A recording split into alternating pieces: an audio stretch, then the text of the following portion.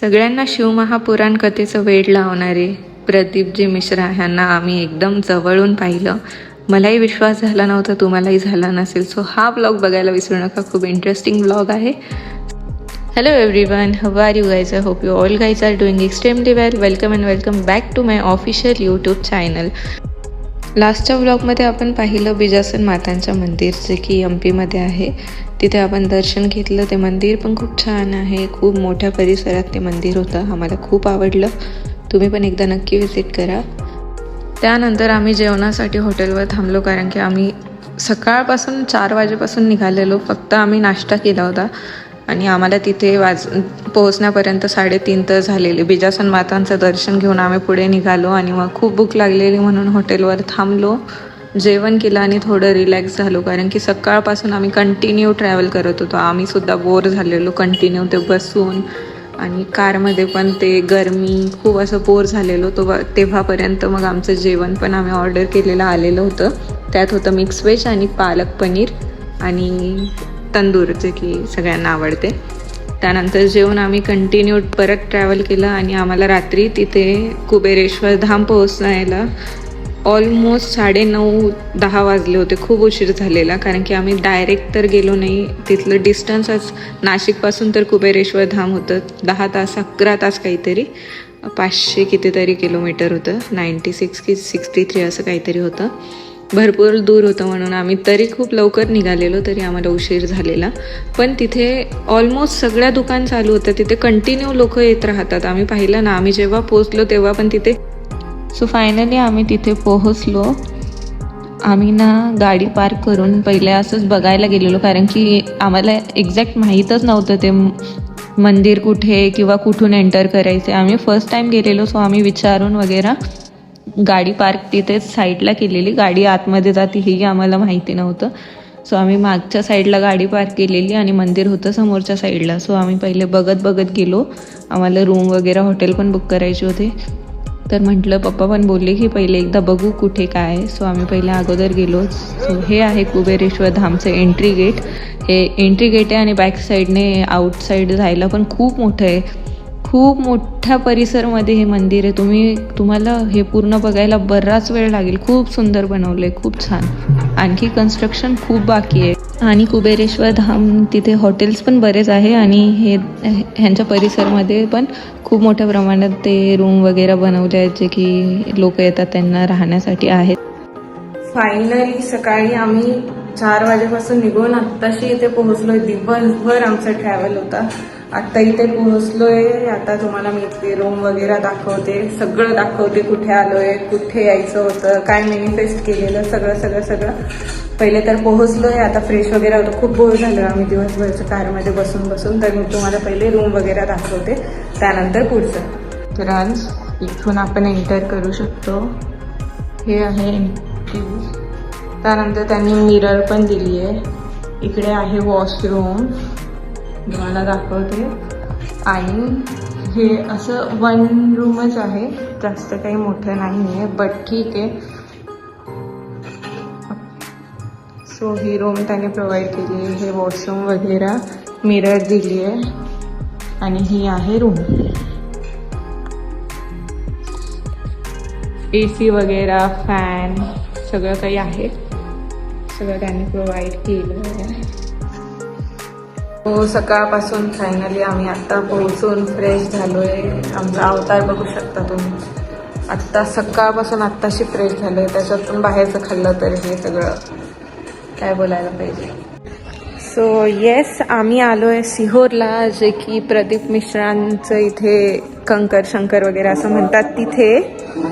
तर इतकं सुंदर आहे हे, खूप सुंदर. इमॅजिन पण नव्हतं केलं. फर्स्ट टाईम आलोय आम्ही.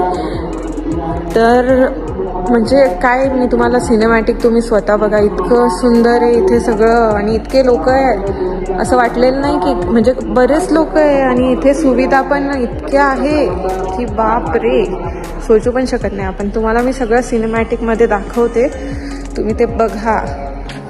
इथे हॉस्पिटल पण प्रोव्हाइड केलंय, बट त्याचं कन्स्ट्रक्शन आणखी चालू आहे म्हणून ते चालू नाही केलंय. हे जे तुम्ही समोर पाहू शकताय ना, हे सगळं रूम आहे जे की म्हणजे लोक स्टेसाठी येतात किंवा त्यांना इथे राहायला खूप फॅसिलिटीज आहे असं काही नाही आहे. रूम पण खूप चांगले आहे, मी तुम्हाला रूम दाखवेलच. आम्ही पण इथेच घेतली आहे. असं तर हॉटेल वगैरे खूप आहे तिथे, पण इथे राहायला वेगळीच मजा आहे. किती लोक आहे मी तुम्हाला दाखवू नाही शकत. आणि सेफ्टी, भाई सेफ्टीचं काय बोलू मी तुम्हाला. सगळे इकडेच बसले आमच्यासोबतच, म्हणजे ते असे कुठून त्यांनी काहीतरी लोकेशन सांगितलेलं, पण फक्त लेडीज आलेल्या आहेत. म्हणजे आत्ताच्या जमान्यात एकटं फिरणं खूप रिस्की आहे, पण तरी पण इथे खूप सेफ्टी आहे. कुबेरेश्वर धाम हे मध्य प्रदेशातील सिहोर जिल्ह्यात स्थित आहे. हे स्थान भगवान शिव आणि कुबेर देव यांना समर्पित आहे. असे मानले जाते की ह्या ठिकाणी खऱ्या श्रद्धेने केलेली प्रार्थना कधीच वाया जात नाही. असे बरेच उदाहरण शिवमहापुराणमध्ये ते प्रदीप मिश्रा स्वतः सांगतात. तुम्ही शिवपुराण बघत असाल तर तुम्हाला ते उदाहरण एक्झाम्पल जे त्यांनी सांगितले तुम्हाला माहीतच असेल. गाईज, मी तुम्हाला ही फिलिंग सांगू शकत नाही आहे. माझ्याकडे आता गोप्रो पण आहे, त्याच्यात पण शूट करते आणि आयफोनमध्ये पण. आता ते कशात क्लिअर येतं आहे ते बघू आपण. इथे जे केदारशिला आहे त्यापासून शिवलिंग तयार करणार आहे, ते इथे स्थापन कर, म्हणजे लिटरली ते जे तिथे काय कंकर शंकर आहे ना, तिथे तर असं वाटतंय की ते केदारनाथमध्ये आहे आपण. सो खरंच या तुम्ही पण एकदा, नक्की खूप बघण्यासारखं आहे. सो आम्ही रात्रीचं जेवण करण्यासाठी मार्केट पण फिरत होतो, कुठे जेवण वगैरे ठीक आहे ते बघत होतो आणि खरेदी पण करायची होती. सो आम्ही निघालो बाहेर फ्रेश वगैरे होऊन. हे काही नवीन दिसलं म्हणून मी ट्राय केलं, पण मला नाही आवडलं ते. सो मग नंतर आम्ही घेतली कुल्हड चाय, जी की मला खूप आवडते. मग चहा पिलं आणि बस रिलॅक्स करत होतो. काही खूप थकलो होतो आम्ही. नेक्स्ट डे रेडी होऊन सकाळी मॉर्निंगलाच बॅग वगैरे पूर्ण गाडीत टाकल्या, कारण की आम्हाला इथे दर्शन घेऊन पूजा वगैरे करून पुढे आणखी निघायचं होतं. सो आम्ही बॅग वगैरे पहिलेच रेडी होऊन गाडीमध्ये पूर्ण पॅक केलं. आमचं इतक्या बॅग होत्या की आम्हाला बसायला जमत नव्हतं. समोर पण बॅग, मागं पण बॅगाच बॅगा. 10 दिवसांसाठी कमी लागतं का यार. खूप सामान घेऊन गेलेलो आम्ही. कपडेच इतके होते की भाई काय बोलणार. सो ते पहिले बॅग वगैरे पूर्ण पॅक करून दिले गाडीमध्ये. त्यानंतर आम्ही निघालो पुढे पूजेसाठी. सकाळी रेडी होऊन सगळ्यात पहिलं आम्ही गेलो गोशालामध्ये.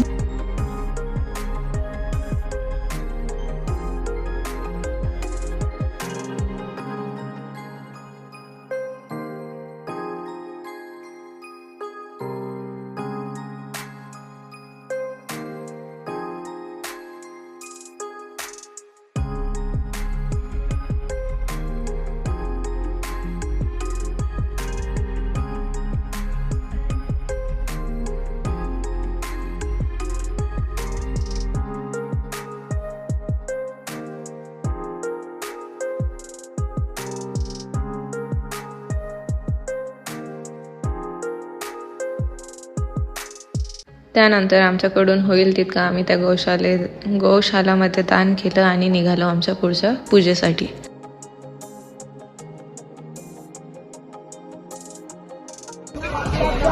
सो इकडे रुद्राक्ष मिळतात. पहिले आत मिळायचे, पण तिकडे जास्त गर्दी व्हायला लागली होती, त्यामुळे आता इकडे मिळत आहे. ते पण बॅक साईडला, म्हणजे तिकडे घर आहे त्यांच्या बॅक साईडला. हां, इथे काही फ्री ऑफ कॉस्ट येते, फक्त आपल्याला आधार कार्ड दाखवावं लागतं. त्याच्यावर ते रुद्राक्ष इथे मिळतात. आणि ह्या साईडला जेवण आहे इथे.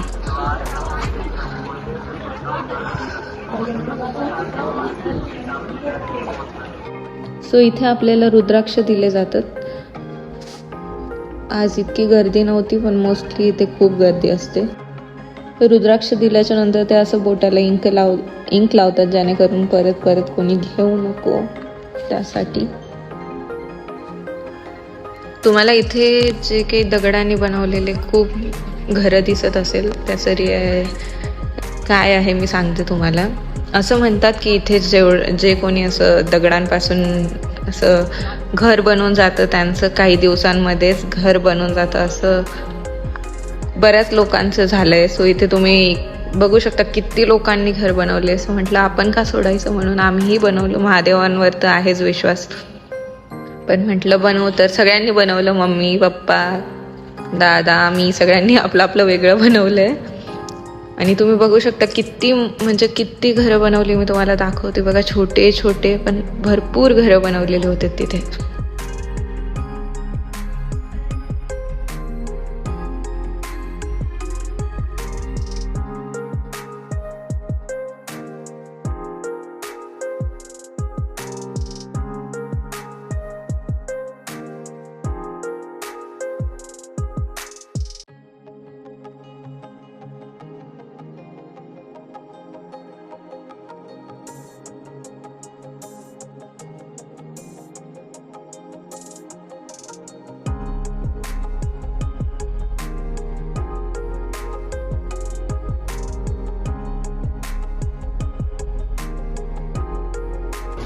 त्यानंतर आम्ही पूजा करून मधून रुद्राक्ष घेऊन आम्ही आलो बाहेर खरेदीसाठी, जे की पूजेचे सामान मम्मीला घ्यायचे होते.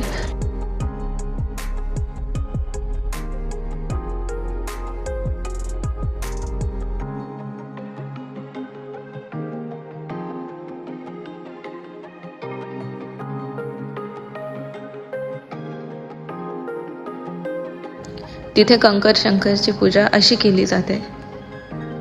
तेव्हा जागाच नव्हती पूजेसाठी, तिथे प्रत्येक ठिकाणी पूजा केलेली होती.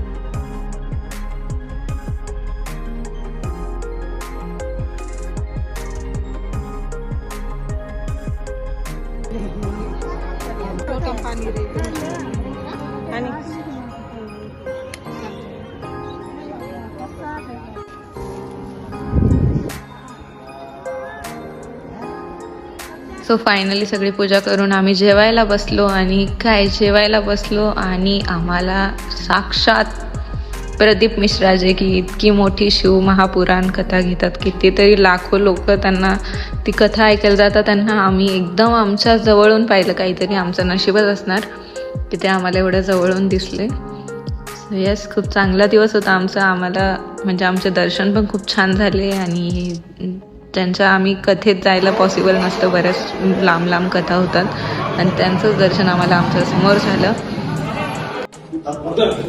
That's it for today guys. ये था आज का मेरा दिन. मिलते हैं कल सुबह.